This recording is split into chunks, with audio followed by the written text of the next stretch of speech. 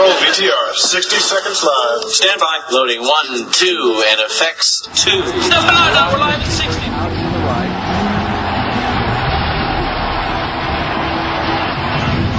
Rudy flush. Throws it down.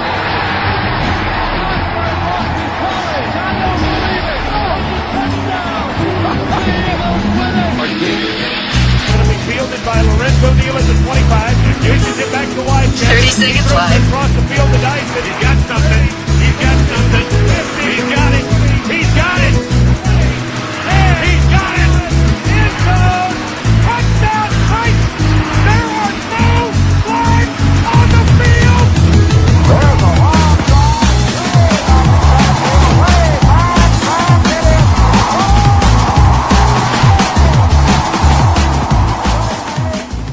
In 3, 2. What's your name, boy? Hello, everyone, and welcome to the Scoop Podcast Show. I'm your host, Sean Harris. Y'all know who I am. For those of you who don't know, now you know. We're going to get off into the Derrick Rose situation. We're going to talk about the college rankings in college football. The AP polls came out today. We're going to get a little bit about the Cubs, talk about the Cubs as well. But let me go ahead and get this out of the way. I got to give it up to my Dallas Cowboys. Week 2 of the NFL was another good week to watch football. But my Cowboys pulled it out. And they won, beat Washington 27-23.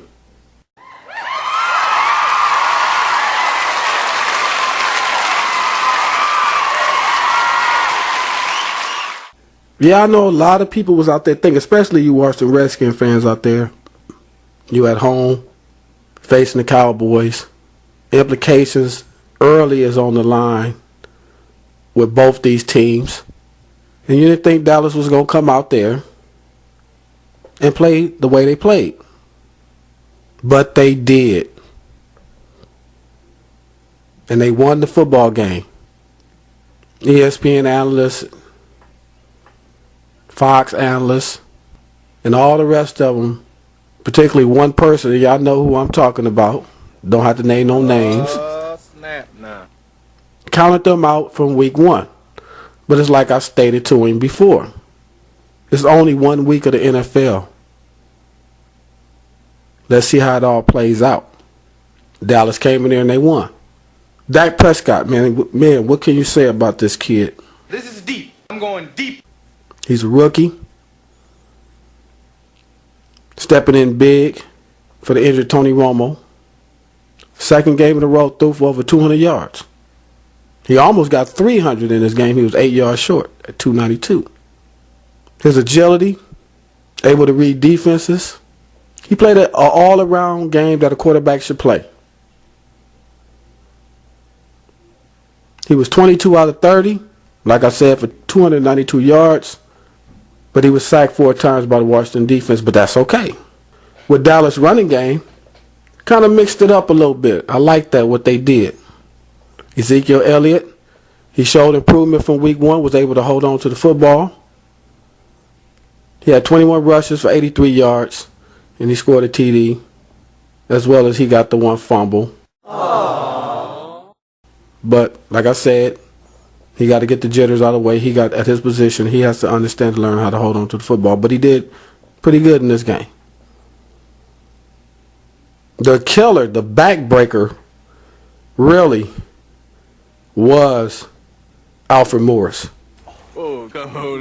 That's enough. Former Washington Redskins running back. Let go by Washington, picked up by Dallas. He scored the go-ahead TD. How fitting was that?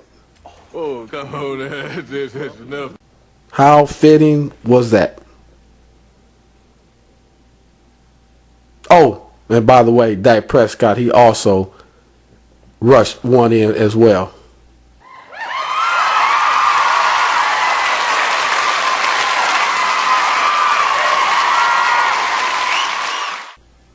He didn't throw a TD, but he rushed 1 in. Not bad. Not bad at all. Not bad at all. Des Bryant also had a big game yesterday. He had 7 receptions for 102 yards. Cole Beasley is now Dak Prescott's go-to guy. Not taking nothing away from Jason Witten. But that's Romo's boy. Everybody know that. Cole Beasley had 5 receptions for 75 yards. He did okay. He was the little decoy that spread at the defense, spread at the secondary, to open up some of the running game. Washington, Kirk Cousins, he had an outstanding game as well. Outstanding. I ain't going to take nothing away from him. He was 28 out of 46 for 364 yards. What a touchdown pass. He was sacked twice. Oh, the crucial interception that cost Washington the game in the end zone. That's the difference maker. They had an opportunity to score in the red zone, and he threw an interception right into the end zone. In the rushing department, Washington Redskins Matt Jones, he rushed the ball for 13 times, 61 yards. He scored a TD. Receiving, Redskins tight end Jordan Reed, he had 5 receptions for 70 yards. Impressive win for the Dallas Cowboys. Congratulations. Next week, the Cowboys will face Chicago next Sunday. So that should be a good, interesting matchup for the Cowboys. It's at home against Chicago. That's going to be a primetime game at 8:30. Washington is on the road to face another NFC East opponent in the New York Giants, who also won yesterday to improve their record to 2-0.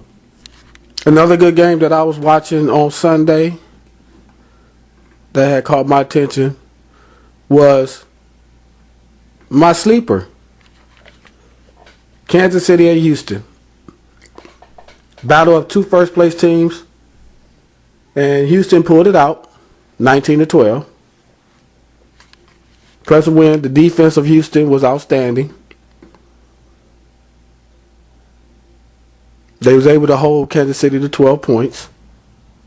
Rushing yards, the rushing game really wasn't quite there, but neither was KC's. But all in all, they still made a good game. I didn't know who wanted to win this game more. Was it Houston? Was it Kansas City? Was it Kansas City? Was it Houston? I didn't know. Alex Smith was sacked 4 times in that game. He was held under 200 yards passing. Say what? He fumbled the ball twice when he was rushing it. Say what?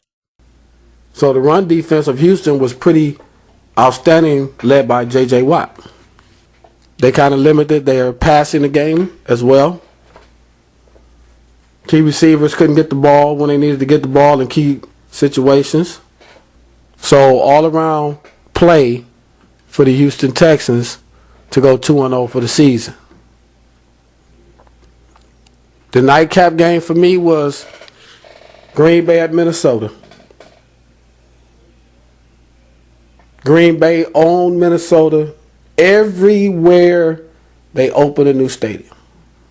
But not this time. Not this time. Minnesota Viking fans ought to be happy about that. Very happy about that. Minnesota went on to win 17-14. For a minute there, I thought it looked bleak for Green Bay, who was down 17-3 most of the game. But Rodgers stepped his game up, and he got them right back in the game. Minnesota's running game really wasn't that effective because of the rush defense of Green Bay, led by Clay Matthews. No A.J. Hawk in the lineup. So Clay Matthews, along with key other players, was in on it. But the running game did just enough to open up the passing game because Teddy Bridgewater is out for the rest of the season. We know that. So Sam Bradford, the former number 1 pick, got the call, got the start, did a tremendous job.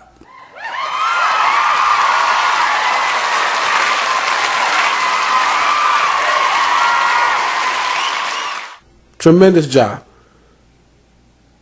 He finally now, I believe, that he found a new home to settle now in Minnesota.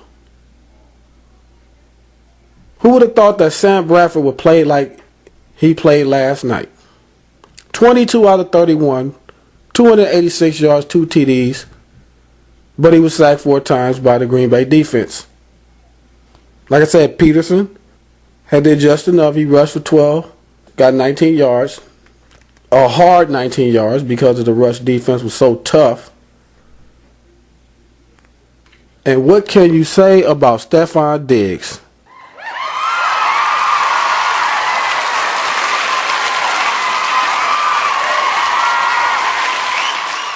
My goodness, this kid last night played his heart out. I mean, like he just was a superstar veteran doing this thing. He kind of looked like Chris Carter for a minute there being out there. He had 9 receptions for 182 yards and a touchdown. Sam Bradford was getting him the ball every opportunity he got. He's creating plays, making plays. I think Diggs will go a long way in the league if he keep playing the way he playing. I can relate. Can't say nothing more about him. Minnesota fans, I hope a lot of people had him on the fantasy pick over the weekend because this kid put some points on y'all fantasy board last night. He surely did. And Trey Waynes, this kid got to understand that you got to play the ball. You can't play the receiver. He been penalized a bunch last night. But he made the biggest play of the night, intercepting the ball to seal the win for the Minnesota Vikings. He knows that he has to do a better job at that position. He knows that. Between him and former Cowboy Terrence Newman, I didn't know what to make out. I'm like, man, y'all just getting penalty after penalty after penalty. You guys got to get it together here. But nonetheless, a win is a win. It doesn't matter how you win. A win is a win. Congratulations to the Minnesota Vikings on their new stadium, christening it in U.S. Bank Stadium in downtown Minneapolis. Beautiful stadium. I saw it on TV. I don't know if y'all did, but beautiful stadium. State of the art, $1.1 billion. Wow, that's a lot of money. But it's state of the art, technology, everything in it. Hopefully I get an opportunity to go to a Minnesota Vikings game and check that stadium out for myself. Now on to the NBA. The New York Knickerbockers. They got Derrick Rose over there back in June. Now he's in a rape allegation case. Oh, come on, that's enough. The woman's name has not been made out in public yet, but she is stating that Rose was involved in raping her.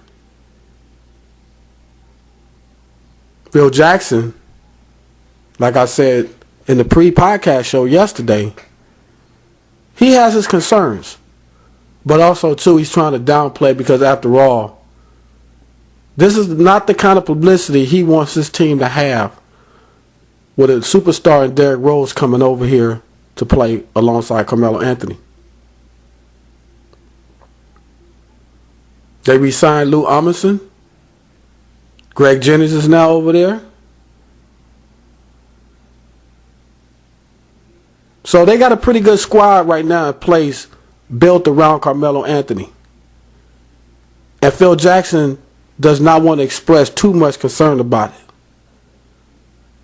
Because if he draw attention to it, then it's going to take away the whole reason why they put this team together to try to make a run to the playoffs this year in the East. Like I said, Rose is the center of attention right now with these rape allegations. The victim do not want to reveal her name. She want to remain private. Rose lawyers is saying that, This is deep. quote, "This is not a rape case. It's pure and simple extortion by the plaintiff who wants to hide behind the cloak of anonymity while seeking millions of damages from a celebrity with whom she had a long-term, non-exclusive, consensual relationship with," unquote. That was filed in U.S. District Court in Los Angeles, according to thescore.com. The trial is scheduled to start October 4th, seeking $21.5 million in damages, which for some odd reason she does not want her family to notice. Which means that Rose could miss a couple of preseason games to get herself ready for the regular season, to adjust to the new system, to adjust to the players, and that could be a little setback for him to start the season, because now he got to deal with this. So, is there some concern with Phil Jackson? Oh yeah, you better believe it. You better believe it's some concern for Phil Jackson. But at the same time, he don't want to make it the vocal point, because when he was brought in as GM of the Knicks, This is deep. he was brought in there to revitalize that franchise. Being a former player there, winning the world championship there, his success with the Bulls and Michael Jordan, Scottie Pippen and all of them, his success with Kobe Bryant, Shaq and the Lakers, they want him to bring that same philosophy and same success over to New York. Now I'm going deep. that they got key role players in place around Carmelo Anthony to make it happen. Because Phil is really looking at do or die for this New York Knicks team this season. And he possibly could be looking at do or die as a GM as well. So yeah, this is a big concern to him. But he has to downplay it, because he don't want this to be the focal point to distract what the team and the front office has put together. I can relate. Because after all, like I said before, when he was head coach of the Los Angeles Lakers 13 years ago, this same incident happened with Kobe Bryant.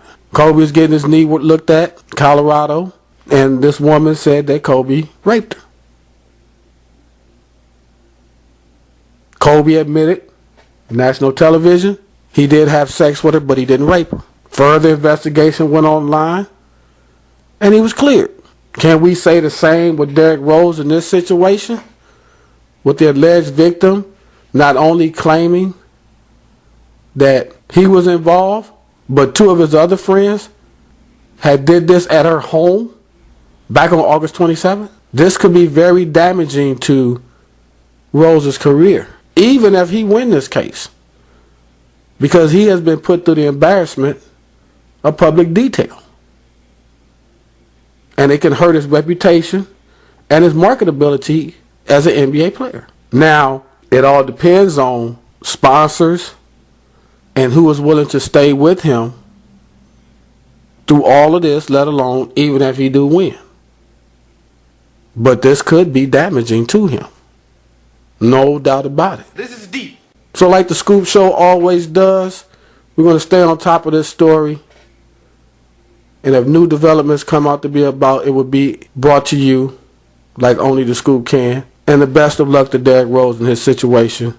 Not saying I'm against the victim, but if this is true, then best of luck to her too. Well, everyone, the polls are out today for NCAA college football.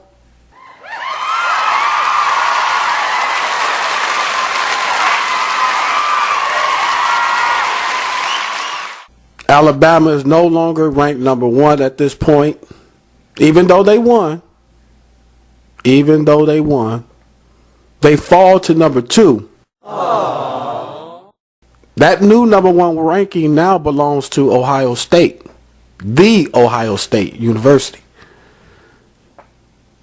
Louisville topped at 3. Clemson moved up to 4.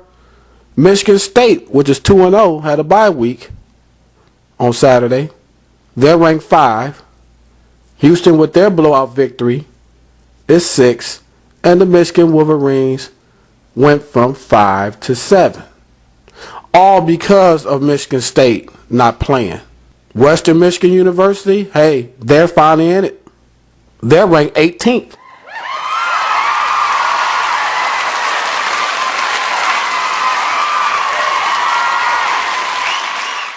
right now at 3-0 with their win. Over 2 Big Ten teams, might I add. They beat 2 Big Ten teams, Illinois being the latest, over the weekend. Impressive wins. Congratulations to P.J. Fleck, which I will be interviewing him sometime in the near future about the team. Rounding out the rest of the top 25, you have Texas A&M at 8, Stanford at 9, San Diego State at 10, Washington is at 11, Boise State is at 12, Wisconsin 13, Arkansas 14, Tennessee 15, Florida State 16, Nebraska 17, Georgia 19 behind Western, Florida 20, Oklahoma State 21, South Florida is at 22, Miami, Florida 23, LSU 24, and TCU 25. This is all coming out of the USA Today. Out of the top 25, Texas, Oregon, Ole Miss, Iowa, Notre Dame, and Oklahoma. Aww. But the season's still early. The question remains is the Michigan Wolverines. Even though they ranked 7th and they're 3-0, and Jim Harbaugh got these guys playing tremendous football from last season. Their defense is outstanding, led by their secondary and middle linebackers and that fearsome defensive line. Their offense is so explosive. What can you say about them? He got these guys clicking on all cylinders. And on top of that, they're having fun. What more can a college football player or college athlete in any right of any sport can play and have fun and still win? Yeah, a lot of people is saying that this is a serious game of football that they play. They're not getting paid for it. They're putting a lot of effort into it. They're putting a lot of hard work into it to be acknowledged and make it to the NFL one day. But Jim Harbaugh got these guys playing relaxed.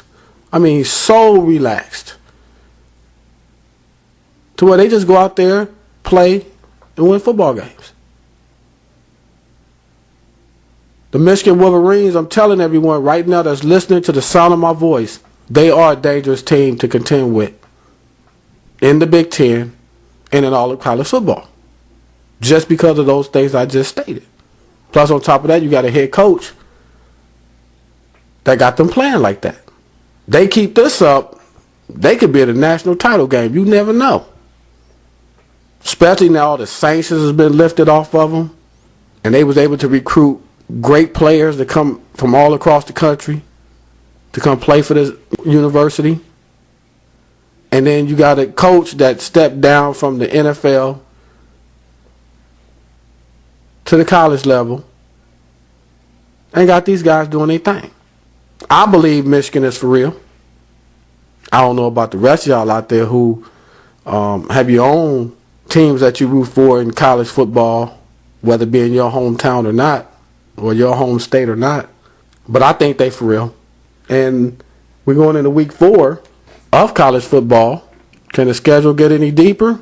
Can Michigan continue on winning? That's going to be the question that everybody's going to want to know. Because the team right now that is ahead of them is Michigan State in the Big Ten. They're going up against another Big Ten opponent on Saturday, returning off their bye week. And that is the 11th ranked Wisconsin Badgers. Tough team. Wisconsin's very tough. Make no mistake about it. But can Michigan State pull up the upset victory or get the guaranteed win, since they're ranked higher, to do it? Michigan is at home against Penn State. Another good matchup, another rivalry game. Michigan and Penn State always give good games. They always bring it. That's a 3:30 game. So for those of you that's wanting to tune in to see the Michigan Wolverines play, that game will be on at 3:30. Can't wait to see that game. Be looking at it. And like I said before, the NCAA football season still early. And we can see how far the Michigan Wolverines can go. But once again, do I think they for real? Yes. I think there's a serious threat to contend with. No doubt about it. Major League Baseball, down the stretch. Hey, the pennant is on now. We coming to the end of September, going into October. The Cubbies, first place in the Central. Joe Madden, good friend of mine. Love him when I talked to him at the winter meetings. Didn't get a chance to talk to him at this year's winter meetings, but love talking to him as always. Got them playing like they was playing last year. What can you say about the Cubbies? Wow. When I did the pregame podcast show yesterday, I mentioned about can the Cubs win it all. I believe they can. With the way the pitching, the hitting, everything that coincides with they're doing, something brewing in this organization. They're the first to clinch the division. I believe they're going to get to 100 games faster than any other team out there, including both the American and National League. Pitchers like Jake Arrieta, John Lester, Kyle Hendricks, Jason Hamble. These guys are double-digit winners right now. Putting in serious innings on top of that. The relief pitching is good. They got Aroldis Chapman over there doing what he do best. We'll make it so crazy though, but check out these numbers. What the pitching rotation, I mean, these are starters. Jake Arrieta, 29 games played or start. He's 17-7. Pitched 185 innings. Got 176 strikeouts. ERA 2.96. John Lester, 29 games in. He's 17-4. He threw for 184 innings. Got 179 strikeouts. ERA 2.40. Kyle Hendricks started 28 games, 15-8. 179 innings pitched. Got 161 strikeouts. His ERA is 2.06. Jason Hamble, 28 games started. He's 14-9. 157.1 innings pitched. Got 136 strikeouts. His ERA is 3.60. And we can't forget about my former Angel, John Lackey. 27 games in. He's 9-8. Rough start to him. But he's also thrown and got innings pitched in. His innings pitched was 176. He has 173 strikeouts. Always a great strikeout artist. Always been that way. His ERA, 3.42. Now, if that don't tell you anything about the Cubs pitching, I don't know what is. Say what? Phenomenal. Absolutely phenomenal.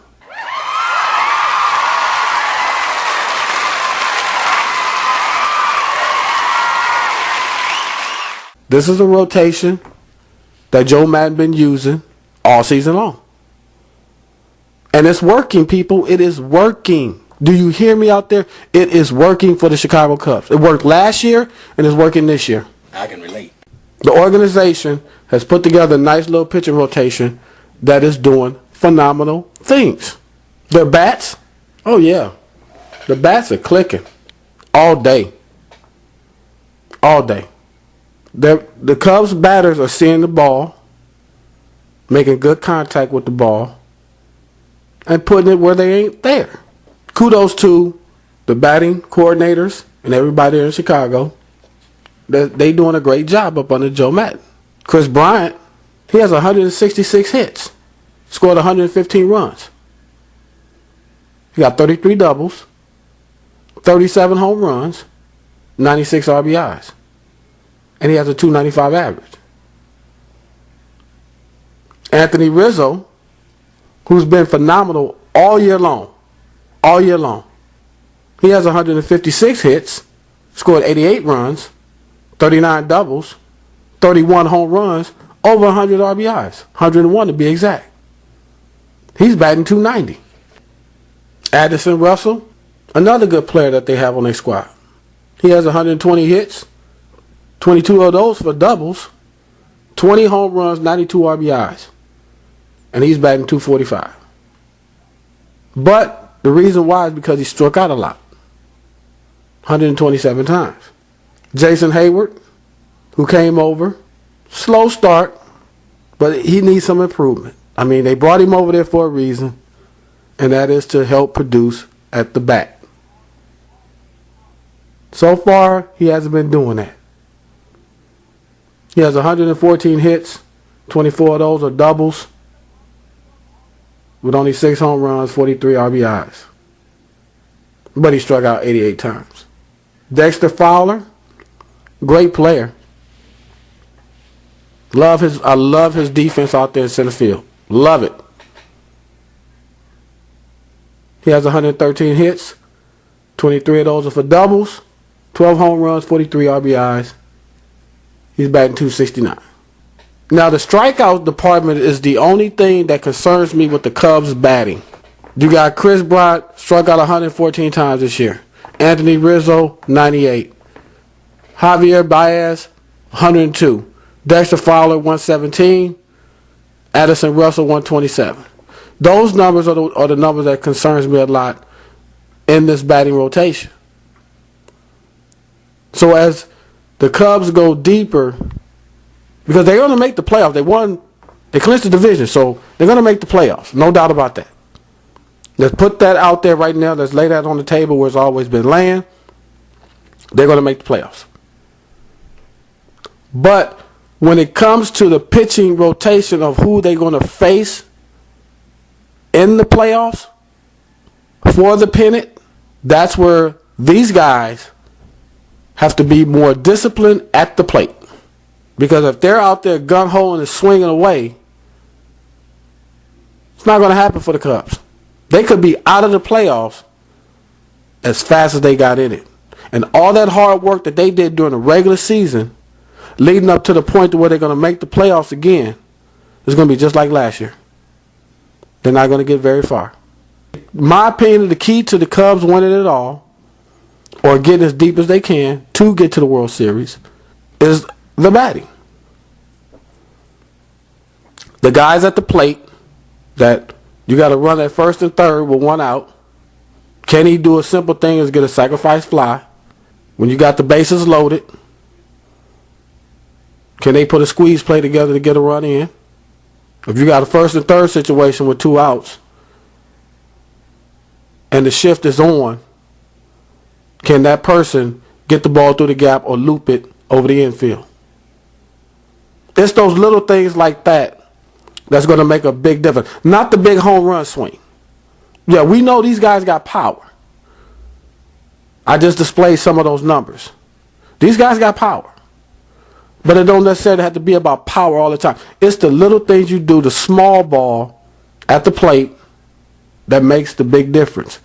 And then when you got the combination of the pitching rotation that can go deep, 6, maybe 7 innings at best, to bring in your top closers, middle relievers, or whoever's going to come in that can shut the door on things.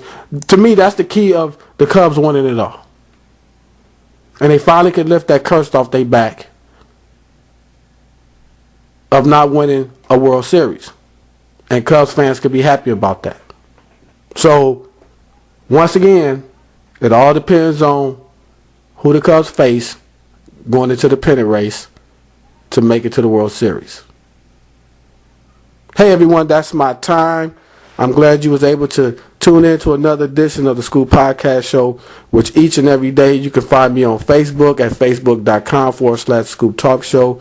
You can also Twitter me at Cesar19. That's CEZAAR 19. As well as you can follow me on LinkedIn. And you can find me on Google+, as well as you can catch the show's archives on YouTube up under the Scoop Talk Show. Like always, if it wasn't for you, this show wouldn't be possible. Take care, and I'll see you next time.